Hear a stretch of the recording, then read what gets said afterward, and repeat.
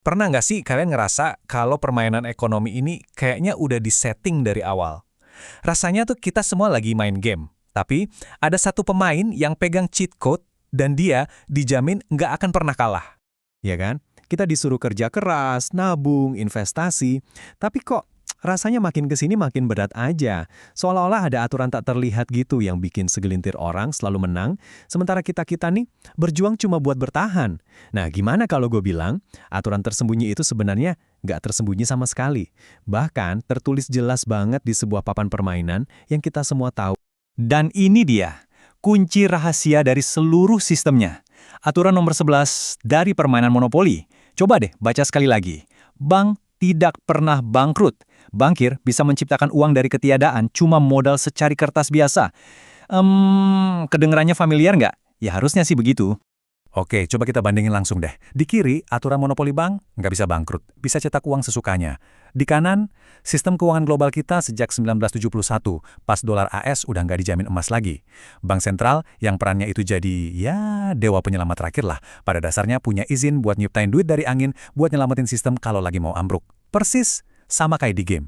Ini bukan lagi teori konspirasi, guys. Ini tuh buku manual sistem keuangan kita. Jadi siapa bankir di dunia nyata ini? Ya jelas, bank sentral. Dan pemain utamanya, ya The Federal Reserve atau The Fed di Amerika. Mereka lah yang pegang pulpen ajaib dan kertas kosong tak terbatas itu.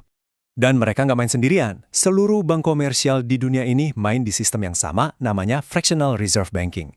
Gini deh cara kerjanya, super simple. Kamu nabung 10 juta di bank. Bank itu nggak nyimpen 10 jutanya di brankas. Nggak. Mereka cuma wajib simpen sebagian kecil, katakanlah 1 juta, dan yang 9 juta lagi dipinjemin ke orang lain. Nah, pas pinjaman itu masuk ke bank lain, prosesnya ngulang lagi dan lagi. Boom, uang baru tercipta dari utang. Sistem ini emang efisien banget, tapi di saat yang sama, rapuh banget. Serapuh apa sih? Coba kita lihat kejadian Maret 2023. Silicon Valley Bank sama Signature Bank itu kolaps. Kenapa? Karena nasabahnya panik dan narik duit mereka bareng-bareng. Istilahnya, bank run. Sistem perbankan AS waktu itu hampir aja rontok. Tapi tentu saja sang bankir datang buat nyelamatin. The Fed langsung ngeluarin program darurat namanya BTFP. Tujuannya cuma satu, jangan sampai sistem ini hancur. Setahun kemudian setelah misinya selesai, programnya dihentikan. Nah, yang gokil dari BTFP ini tuh cara kerjanya. Bank-bank itu kan sebenarnya bangkrut karena obligasi yang mereka pegang nilainya anjlok parah. Terus The Fed datang dan bilang, udah tenang aja. Obligasi kalian yang anjlok itu kasih ke kita. Nanti kita ganti pakai duit tunai sesuai harga aslinya, seolah-olah kalian nggak pernah rugi. Ini benar-benar aturan monopoli nomor 11 di dunia nyata. Nyetak duit baru buat nutupin kerugian. Dan risikonya, risiko bangkrutnya bank, dialihkan jadi risiko nilai mata uang kita semua yang makin turun. So, intinya apa? Apa efeknya buat kita semua, orang biasa, kalau bankir ini terus-terusan nyetak duit dari angin? Jelas ada efek sampingnya. Dan ini gede banget. Fenomena ini ada namanya dari teori abad ke-18, Cantillon Effect. Bayangin deh, uang baru itu kayak madu yang dituang ke atas meja. Siapa yang dapat duluan? Ya yang paling dekat sama tuangannya. Bank, pemerintah, korporasi raksasa. Mereka bisa langsung pakai duit itu buat beli aset pas harganya masih murah. Nah, pas madunya udah nyebar, sampai ke kita-kita, orang biasa, harga semuanya udah keburu naik. Hasilnya, yang kaya makin kaya, sisanya makin ketinggalan. Dan ini bukan cuma teori loh. Lihat aja data brutal dari World Inequality Report.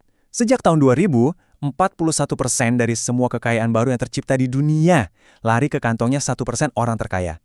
Sementara, separuh populasi paling bawah, itu hampir 4 miliar orang, cuma dapat kurang dari 1%.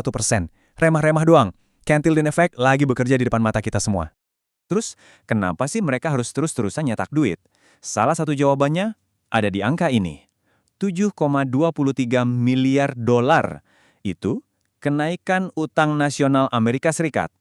Bukan per tahun, bukan per bulan, tapi setiap hari. Gila kan? Amerika dan banyak negara lain itu sekarang kejebak di dalam apa yang disebut sovereign debt trap atau jebakan utang. Gampangnya gini, mereka harus ngutang lagi cuma buat bayar bunga utang lama mereka. Ini tuh lingkaran setan yang gak ada putusnya. Dan satu-satunya jalan keluar buat mereka, ya cetak duit lebih banyak lagi buat ngebeli utang mereka sendiri. Jadi ini jaminan mesin cetak uangnya nggak bakal pernah berhenti.